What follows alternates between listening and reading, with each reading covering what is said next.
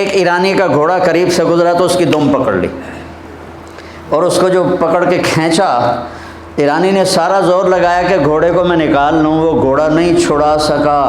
آخر وہ گھوڑا چھوڑ کے بھاگ گیا اور انہوں نے اس کو یوں پیچھے کھینچا اور کھڑے ہو کر چھلانگ لگا کے اس کے اوپر چڑھ کے پھر لڑنا شروع کر دیا۔ 110 سال کی عمر میں نہاوند کی جنگ میں شہید ہوئے۔ رجال دیکھے ہیں اس زمین و آسمان میں، رجال لا تلہیہم تجارت ولا بیع عن ذکر اللہ واقام الصلاۃ وایتاء الزکاۃ یخافون یوما تتقلب فیہ القلوب والابصار من المؤمنین رجال صدقوا ما عاہدوا اللہ علیہ فمنہم من قضى نحبہ ومنہم من ينتظر وما بدلوا تبدیلا۔ اس دل کو اللہ کے لیے صاف کرنا سیکھو، اس دل کو اللہ کے لیے پاک کرنا سیکھو، اور اس کی صفائی میں سب سے بڑی چیز ہے کہ اس کو بغض سے پاک کرو، اس کو نفرت سے پاک کرو، اس کو حسد سے پاک کرو، اس کو دنیا کی حرص و ہوس سے پاک کرو، اس کو بڑا بننے کی ہوس سے پاک کرو۔ نیچے زمین کی طرف یمشون علی الارض ہونا واذا خاطبهم الجاہلون قالوا سلاما، زمین پر بچھ کر چلو، لن تخرق الارض ولن تبلغ الجبال لا تمش فی الارض مرحا انک لن تخرق الارض ولن تبلغ الجبال طولا کل ذلک کان سیئہ عند ربک مکروہا۔ تو زمین پر جھک کے چلو، دلوں کو اگر دل میں اللہ کو بسانا ہے۔ موسیٰ علیہ السلام سے پوچھا قوم نے، آپ کے رب کا کوئی گھر ہے؟ تو ناراض ہو گئے، یہ کیا سوال کرتے ہو؟ اللہ نے کہا نہیں، ان سے کہو کہ تیرا رب لا مکان ہے لا زمان ہے، لیکن ایک صاف دل جو مسلمان کا ہوتا ہے وہ تیرے رب کا عرش ہے، تیرا رب اس میں آتا ہے۔ لا یسعنی ارضی ولا سمائی، شاید یہ پتہ نہیں اس کی روایت کیسی ہے، لیکن اس کا مضمون صحیح ہے کہ صاف دل اللہ کا عرش ہے۔ اللہ کے عرش سے زیادہ وہ نورانی اور قیمتی ہے کہ جہاں اللہ کی محبت ہے۔ تو آپ لوگ جا رہے ہو،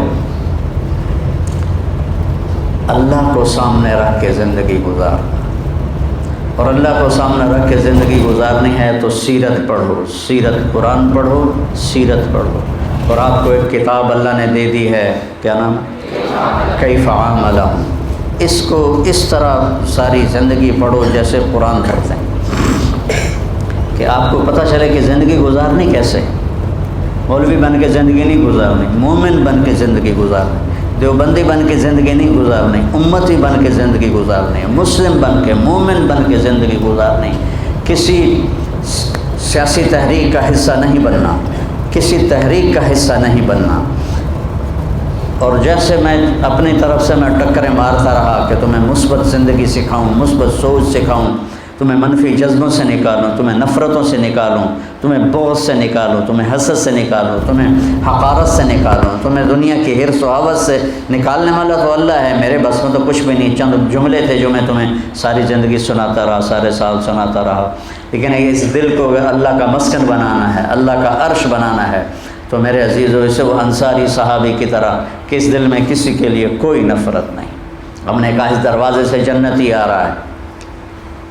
ایک صحابی آئے جوتا ہاتھ میں، انصاری صحابی، اگلے دن آپ نے کہا اس دروازے سے جنت ہی آ رہا ہے، وہی انصاری صحابی جوتا ہاتھ میں۔ تیسرے دن آپ نے کہا جنت ہی آ رہا ہے، وہی صحابی جوتا ہاتھ میں۔ تو عمرو بن عاص کے بیٹے حضرت عبداللہ بن عمر صحابہ میں سب سے زیادہ عبادت والے صحابی ہیں، ساری رات نفل پڑھتے تھے، سارا سال روزہ رکھتے تھے، دن میں ایک قرآن ختم کرتے تھے، اتنا بڑا عبادت کا پیمانہ کسی کے پاس نہیں تھا۔ ان کو خیال آیا کہ یہ مجھ سے زیادہ بندگی کرتا ہے، جو اس کو 3 دن مسلسل جنت کی بشارت ملی اور مجھے نہیں ملی۔ ان کو دیکھنے چلے گئے، چاچا باپ ناراض ہے، آپ کے پاس کچھ دن گزار لوں؟ کہاں بیٹا ضرور گزارو۔ اب وہ سوچ رہے تھے کہ پتہ نہیں رات کو یہ کون سی جوئے شیر لائے گا، اور کون سے یہ لمبے سجدے کرے گا جو ہلا کے رکھ دیں گے ساری زمین کو، سارے کمرے کو، اور لیٹے اور چادر اوپر کر کے ایسے سوراخ بنا کے ان کی طرف فوکس ہو کے دیکھنے لگے۔ وہ تشریف لائے اور اللہم بسم کا موت و احیا کر کے بسم اللہ دے برکت نال ساری رات سوتے رہے۔ وہ تو حیران پریشان ہو گئے، بھئی ایک ہی ایک بندہ جنت کی بشارت لے رہا ہے تو ساری رات ستا پیا۔ اس زمانے میں تو منافق بھی تہجد نہیں چھوڑتے تھے۔ تو کہا اچھا چلو کل دیکھوں گا۔ اگلے دن پھر وہ چادر اوپر کر کے اور ایسے کر کے لیٹ گئے، تو وہ پھر آیا اللہم بسمک اموت و احیا، اور وہ گئے۔ وہ پھر بڑے حیران ہوئے اور دیکھتے رہے ابھی اٹھے گا ابھی اٹھے گا ابھی اٹھے گا، وہ پھر ساری رات سوتے رہے۔ اگلے دن کا چلو ایک رات اور دیکھ لوں کثرت ہو جائے، تیسری رات بھی وہی کچھ ہوا کہ وہ ساری رات سوتے رہے۔ تو پھر وہ پریشان ہو کر انہوں نے ان سے بات کی کہ چاچا میری باپ سے لڑائی نہیں تھی، میں نے 3 دن تیرے لیے جنت کی بشارت سنی، میں دیکھنے آیا تھا کہ آپ کیا کرتے ہیں، تو اسی طرح ویلے بانڈے ہو ایک ہی بنی، ادھر تو کچھ بھی نہیں، ساری رات سوتے رہتے ہو اور صبح فجر کی نماز پہ اٹھتے ہو، یہ کیا چکر ہے؟ کہ بیٹا یہی ہے جو کچھ تم دیکھ رہے ہو۔ تو وہ بڑے بوجھل قدموں سے واپس چلے، تو کہنے کہ بیٹا ادھر آؤ، بھتیجے ادھر آؤ۔ جب وہ آئے تو کہنے کہ اب تمہیں اصل بات بتاتا ہوں، یہ دل پہ ہاتھ رکھ کر کا اس دل میں کسی کے لیے نفرت نہیں، اور جب اللہ کسی کو کوئی عزت دیتا ہے رزق دیتا ہے مجھے خوشی ہوتی ہے، مجھے حسد نہیں ہوتی۔ تو بیٹا اپنے دلوں کو اس انصاری صحابی جیسا بنانے کے لیے لڑتے رہنا لڑتے رہنا لڑتے رہنا۔ یہ ایسے نہیں ہے کہ میری 5-6 سال کی باتوں سے تمہارا دل ایسے ہو جائے گا، یہ مشکل ترین سبق ہے، جو سارے جواہر الادب کی بلاغت سے بھی مشکل سبق ہے کہ دل کو صاف رکھنا، دل کو صاف رکھنا، امتی بن کے چلنا، کسی فرقے کے ترجمان نہ بننا ساری زندگی۔ دیکھو ہم اہل السنت والجماعت ہیں، ابو حنیفہ رحمہ اللہ کی ترجیح کے فتاویٰ کو ہم ترجیح دیتے ہیں، باقی سب کو عزت کرتے ہیں، سب کے لیے ہم باہیں کھلی رکھتے ہیں، ہم ہی ہیں اور کوئی نہیں، یہ ذہن نہ بنانا اپنا۔ تعصب فی المذہب، جتنا آزادی مذہب نقصان دہ ہے اتنا ہی تعصب فی المذہب نقصان دہ ہے۔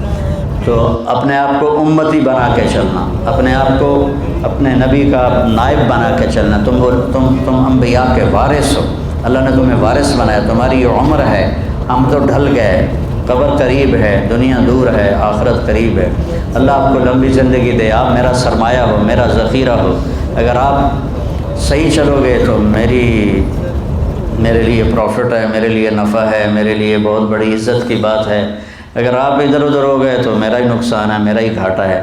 تو اپنے آپ کو امتی بنا کے چلاؤ، اور کرنے کے کام بہت ہیں لیکن مثبت کاموں میں لگو۔ وہ جو 3 کام ہیں، ایک مدرسہ ہے، خانقاہ ہے، تبلیغ ہے، یہ مثبت کام ہیں، باقی سارے منفی طرز کے کام ہیں، چاہے ان کے اوپر دین کا ٹھپا لگا ہوا ہو، وہ منفی کام ہیں سارے۔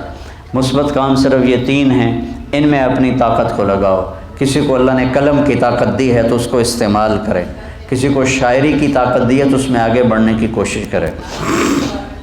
زندگی کے ہر شعبے میں جاؤ، ہر شعبے میں کوئی پڑھا ہوا ہے، BA کیا ہوا ہے یا FA کیا ہوا ہے، اس تعلیم کو مزید آگے بڑھاؤ اور آگے دنیا کے شعبے میں جانے کی کوشش کرو۔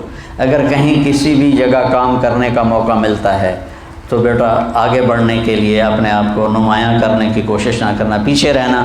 اللہ نے تمہیں آگے کرنا ہے تو یوں پکڑ کے آگے کر دے، اور اگر آگے بڑھنے کے لیے چکر چلاؤ گے تو اللہ کی نظروں سے بھی گر جاؤ گے اور لوگوں کی نظروں سے بھی گر جاؤ گے۔ مولانا سعید خان صاحب رحمۃ اللہ علیہ پر لوگ ایسے گرتے تھے جیسے مکھیاں شہد پہ گرتی، ایسے گرتے تھے۔ ان سے بڑے بڑے علماء موجود تھے لیکن ان جیسا صاف دل والا میں نے زندگی میں کوئی نہیں دیکھا، ان جیسا محبت کرنے والا انسانیت سے میں نے زندگی میں کوئی نہیں دیکھا۔ جو سب سے دھتکارے جاتے تھے مولانا کے ہاں وہ معزز مہمان ہوتے تھے۔ تو بچوں میری طبیعت ساتھ نہیں دے رہی، اتنا میں نے عرض کرنا تھا۔ میں آج ہی آیا ہوں اسلام آباد سے واپس اور تھکا ہوا ہوں، سارا 6 سال آپ میری سنتے رہے ہو اور میں آپ کو سناتا رہا ہوں، بس میری اتنی گزارش ہے 1 سال آپ لگانا سارے۔ کون ہے جو 90 سال کے لیے جا رہے ہیں؟ کھڑے ہو کے بتاؤ۔ وہ ماشاء اللہ ماشاء اللہ ماشاء اللہ ماشاء اللہ، انشاءاللہ باقی بھی نقد ہیں، ہاں انشاءاللہ انشاءاللہ بیٹھو۔